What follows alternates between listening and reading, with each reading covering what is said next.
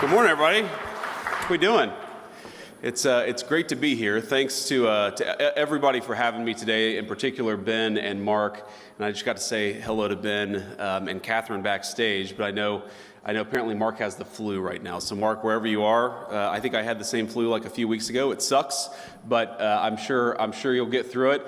And it's great to be with you all, and it's great to talk about the importance of American dynamism and what our administration is going to do to support so many of the country's most groundbreaking and compelling companies. I know that you guys are working hard every single day, and I think it's pretty good news, right? That as of a couple of months ago, you have an administration that's working with you and facilitating your hard work instead of making it harder to innovate, which is, I think, what the last administration did. Though, in defense of Joe Biden, he was asleep most of the time. I don't think he totally realized what he was doing, but certainly didn't make it easier. His administration did not for our innovators. Now, as some of you may have seen, and I talked about this with Ben backstage, I spoke at a conference in Paris last month where my message to a group of CEOs and foreign leaders was that we should embrace the future head on. We shouldn't be afraid of artificial intelligence, and that particularly for those of us lucky enough to be Americans, we shouldn't be fearful of productive new technologies. In fact, we should seek to dominate them, and that's certainly what this administration wants to accomplish. I suspect that most of you in this room are of like mind, and if you're not, I don't know why the hell you're at the American Dynamism Conference, but I received some pushback from people who are worried about the disruptive effects of AI. One journalist suggested the speech highlighted the tension between the, quote, techno-optimists and the populist right of President Trump's coalition. And today, I'd like to speak to these tensions as a proud member of both tribes. And let me put it simply. While this is a well-intentioned concern, I think it's based on a faulty premise. This idea that tech-forward people and the populists are somehow inevitably going to come to a loggerheads is wrong. I think the reality is that in any dynamic society, technology is going to advance, of course. And speaking as a Catholic, I think back to Pope John Paul II's opening lines of the encyclical Labora Mixarens, quote, "Through work, man must earn his daily bread and contribute to the continual advance of science and technology, and above all, to elevating unceasingly the cultural and moral level of the society within which he lives," end quote.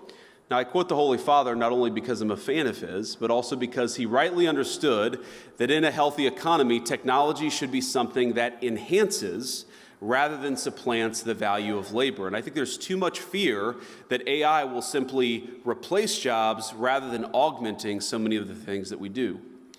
Now, in the 1970s, if you go back a little ways, many feared that the automated teller machine, what we call the ATM, would replace bank tellers. In reality, the advent of the ATM made bank tellers more productive, and you have more people today working in customer service in the financial sector than you had when the ATM was created. Now they're doing slightly different jobs, of course. Yes, they're doing more interesting tasks also, and importantly, they're making more money than they were in the 1970s. Now, when we innovate, we do sometimes cause labor market disruptions. That happens. But the history of American innovation is that we tend to make people more productive, and then we increase their wages in the process. And I think all of us believe that's a good thing. Now, after all, who would claim that man was made less productive by the invention of the transistor, or the metal lathe, or the steam engine? Real innovation makes us more productive, but it also, I think, dignifies our workers. It boosts our standard of living.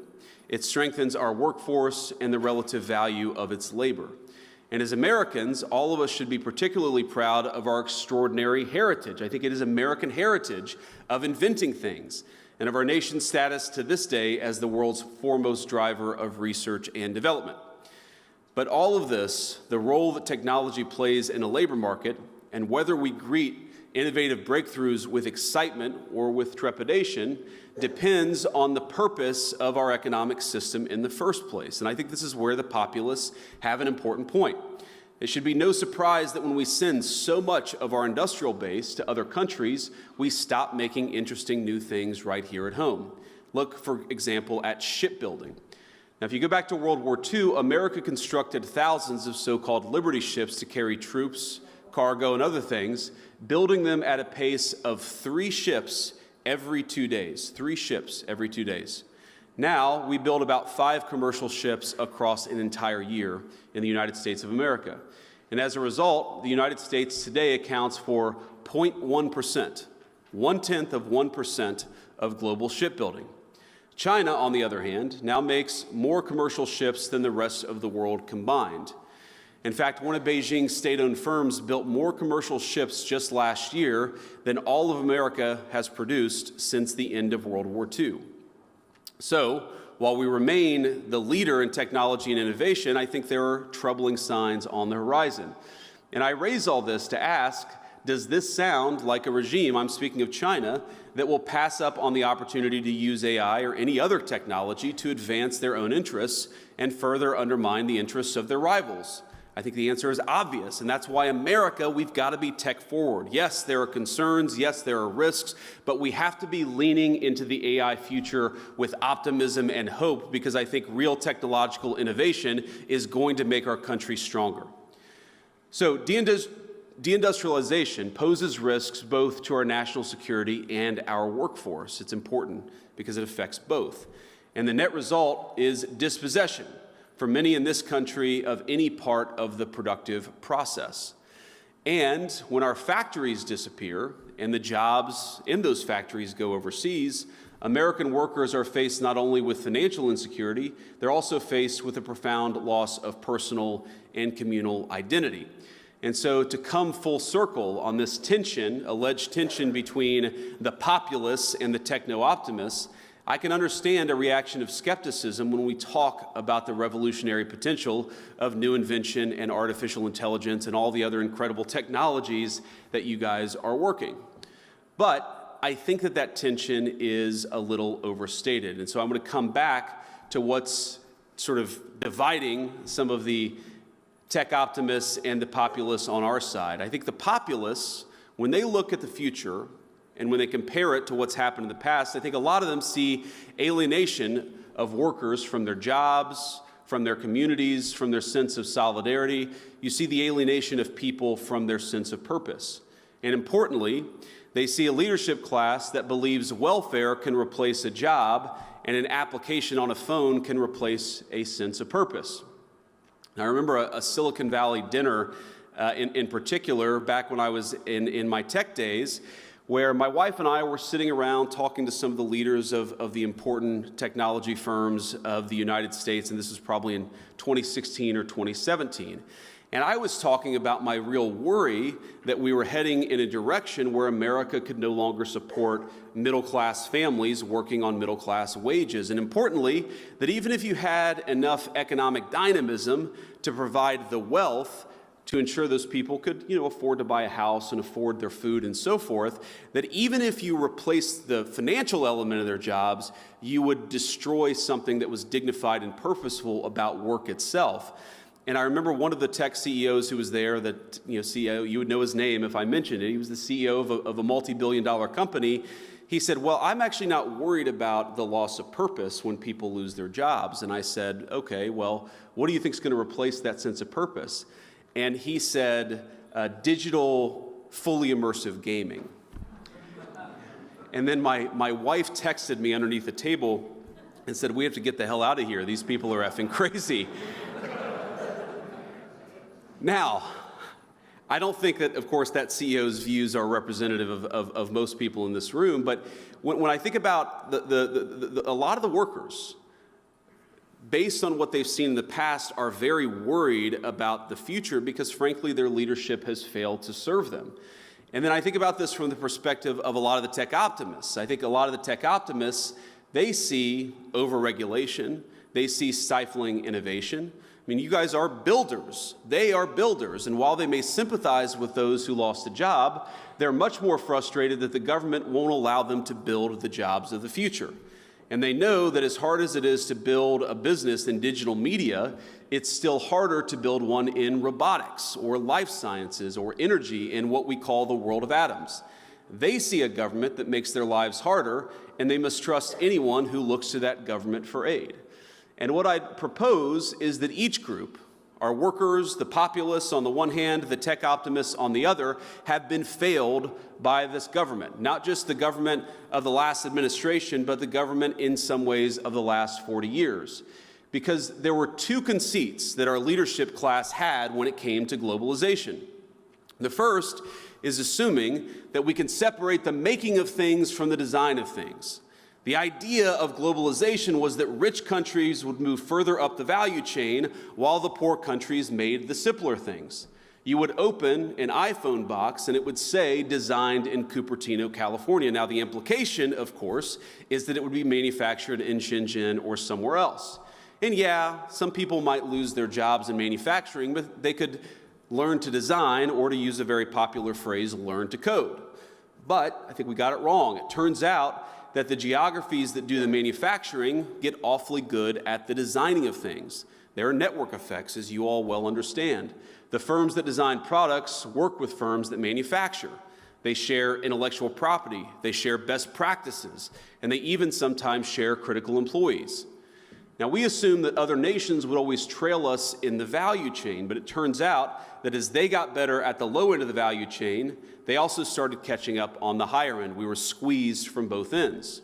Now, that was the first conceit of globalization. I think the second is that cheap labor is fundamentally a crutch, and it's a crutch that inhibits innovation. I might even say that it's a drug that too many American firms got addicted to. Now, if you can make a product more cheaply, it's far too easy to do that rather than to innovate. And whether we were offshoring factories to cheap labor economies or importing cheap labor through our immigration system, cheap labor became the drug of Western economies. And I'd say that if you look in nearly every country from Canada to the UK that imported large amounts of cheap labor, you've seen productivity stagnate. And I don't think that's not a total happenstance. I think that the connection is very direct. Now, one of the debates you hear on the minimum wage, for instance, is that increases in the minimum wage force firms to automate. So a higher wage at McDonald's means more kiosks. And whatever your views on the wisdom of the minimum wage, I'm not going to comment on that here. Companies innovating in the absence of cheap labor is a good thing. I think most of you are not worried about getting cheaper and cheaper labor. You're worried about innovating, about building new things, about the old formulation of technology is doing more with less. You guys are all trying to do more with less every single day. And so I'd ask my friends, both on the tech optimist side and on the populist side, not to see the failure of the logic of globalization as a failure of innovation. Indeed, I'd say that globalization's hunger for cheap labor is a problem precisely because it's been bad for innovation. Both our working people, our populists, and our innovators gathered here today have the same enemy. And the solution, I believe, is American innovation. Because in the long run, it's technology that increases the value of labor. Innovations like the American system and the interchangeable parts revolution it sparked, or Ford's moving assembly line that skyrocketed the productivity of our workers. That's how American industry became the envy of the world. And that's what I really want to talk about today, why innovation is key to winning the worldwide manufacturing competition, to giving our workers a fair deal, and to reclaiming our heritage via America's great industrial comeback. And I believe that's what we're on the cusp of, a great American industrial comeback. Because innovation is what increases wages. It's what protects our homelands, and I know we have a lot of defense technology companies here. It's what saves troops' lives on the battlefield. And I know everyone here today largely agrees. It's why we have some of the greatest inventors and thinkers in energy, precision machining, countless critical high-value industries just in this room. And I think the other thing that unites all of you is that you're builders. And I use that word deliberately. I was very moved by Mark's manifesto from a few years ago about America. We are a nation of builders. We make things. We create things. Each of you came to this summit not because you developed some flash-in-the-pan application, but because you're building something very real. You're raising new factories, you're turning profits back into R&D, and you're creating new, good-paying jobs for your fellow Americans. And this is why I'm such huge fans of yours, of Ben's and Mark's, and of the entire endeavor. And that we recognize now in our administration is the time to align our work interests with those of all of you. It's time to align the interests of our technology firms with the interests of the United States of America writ large. Now, all of you, in your own ways, have answered that call. After all, there's nothing forcing anyone to be in the room today. Each one of you could have set up headquarters in Southeast Asia or China, I'm sure, and you would have done quite well for yourselves financially. But you're here, I hope, because you love your country. You love its people and the opportunities that it's given you, and you recognize that building things, our capacity to create new innovation in the economy, cannot be a race to the bottom. Now, America's not going to win the future by ditching child labor laws or paying our workers less than Chinese or Vietnamese laborers. We don't want that, and it's not on the table. We can only win by doing what we always did, protecting our workers and supporting our innovators, and doing both of those things at the same time. And so, I want to talk a little specifics here. The Trump administration's great plan for staging the great American manufacturing comeback is simple. You're making interesting new things here in America? Great. Then we're going to cut your taxes, we're going to slash regulations, we're going to reduce the cost of energy so that you can build. Our goal is to incentivize investment in our own borders, in our own businesses, our own workers, and our own innovation. We don't want people seeking cheap labor. We want them investing and building right here in the United States of America. And so if you'll allow it, I'd like to talk about a few ways that the Trump administration is already pursuing a pro-innovation economy that allows our workers to thrive and our companies to outcompete their foreign peers. In short, an economy that is vibrantly America first, that serves Americans from all walks of life and of every kind. Now, first, President Trump is starting with, and is dead serious, about rearranging our trade and tariff regime internationally. We believe that tariffs are a necessary tool to protect our jobs and our industries from other countries, as well as the labor value of our workers in a globalized market. In fact, combined with the right technology, they allow us to bring jobs back to the United States of America and create the jobs of the future. Just look in the past few months at the auto industry as an important example. When you erect a tariff wall around a critical industry like auto manufacturing, and you combine that with advanced robotics and lower energy costs and other tools that increase the productivity of U.S. labor, you give American workers a multiplying effect. Now that, in turn, allows firms to make things here at a price-competitive basis. Our president gets that, which is why last month we posted 9,000 new auto jobs after many, many years of stagnation or even decline in the auto sector. It's why, just weeks in, we already have new plant or production announcements from Honda, from Hyundai, and Stellantis worth billions of dollars and thousands of additional jobs on top of the ones that were already created. Now, this takes work. It took, in the president's first term, the president ripping up NAFTA and creating a new U.S. deal for American manufacturers in North America. But there's important work, and we're going to do it. Now, second, all of this is why the president is approaching the issue of illegal immigration as aggressively as he has, because he knows that cheap labor cannot be used as a substitute for the productivity gains that come with economic innovation. And so we've cracked down on illegal immigration at the border, where the results speak for themselves. Last month, migrant crossings were down 94% to their lowest number all time, and that happened just in 2 months of serious border enforcement. Thanks to President Trump's leadership, last month, for the first time in over a year, the majority of job gains went to American citizens born on U.S. soil, and that's important. For the first time in over a year, the majority of job creation actually went to American citizens.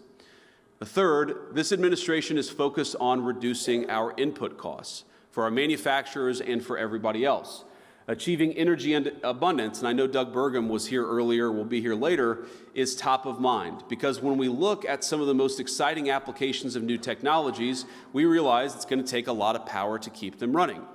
And we're thrilled to have our friends from the United Arab Emirates, a number of the business leaders and government leaders in town this week for meetings with our government. And one of the things they consistently hammer upon is something that unfortunately too few of our European allies tend to get, is that if you want to lead in artificial intelligence, you have got to be leading in energy production. So we are going to set the pace there, and we are going to lead from the front.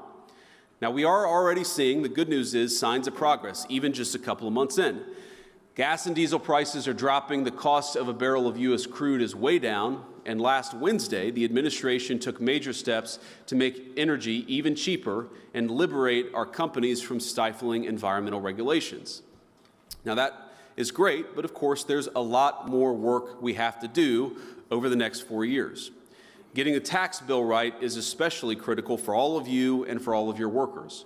We know how important it is to restore 100% bonus depreciation for capital investments, as well as full expensing for R&D. Again, we want people to invest in America, and we're going to make sure the tax code reflects that. In order to build on the success of the original tax law, meaning the tax law from the president's first administration, our administration is working to broaden some provisions that are critical to the industrial base, like expanding full expensing to cover factory construction. For business owners, including manufacturers, making the 2017 tax cuts permanent will provide further confidence and predictability to invest in new technology and equipment, hire more American workers, and grow all of your businesses.